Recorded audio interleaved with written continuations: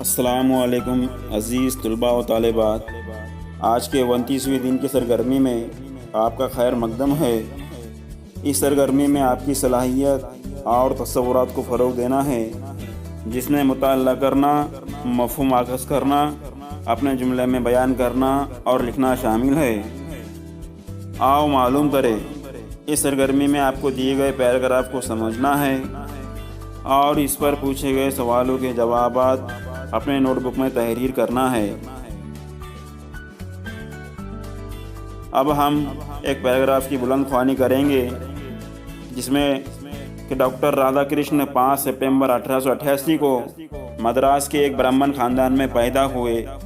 ان کے والدہ کا نام ترومتی سیتا اور والد کا نام ویرا سوامی تھا۔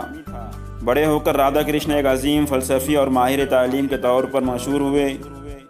آگے چل کر وہ ملک کے صدر بھی بنے۔ ڈاکٹر رادھا کرشن ایک کامیاب مدرس تھے اور مصنف بھی۔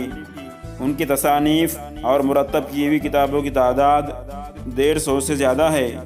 پنڈت جواہر لال نہرو نے رادھا کرشن کی تعلیمی لیاقت اور اعلیٰ قابلیت کے پیش نظر انہیں روس کا سفیر مقرر کیا تھا۔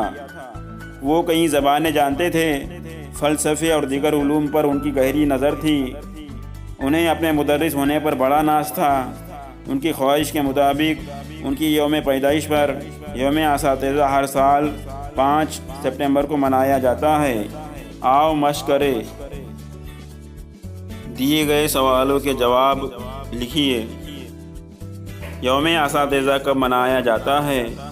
جواب: یوم اساتذہ 5 سپٹمبر کو منایا جاتا ہے۔ ڈاکٹر رادھا کرشن کے والد اور والدہ کا نام کیا ہے؟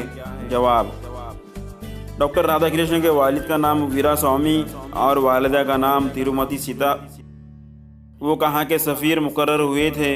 جواب: وہ روس کے سفیر مقرر ہوئے۔ سوال نمبر 4، ڈاکٹر رادھا کرشن کی قابلیت کے متعلق معلومات اپنے الفاظ میں لکھیے۔ جواب: ڈاکٹر رادھا کرشن ایک عظیم فلسفی اور ماہر تعلیم کے طور پر مشہور ہوئے۔ وہ ایک کامیاب مدرس تھے۔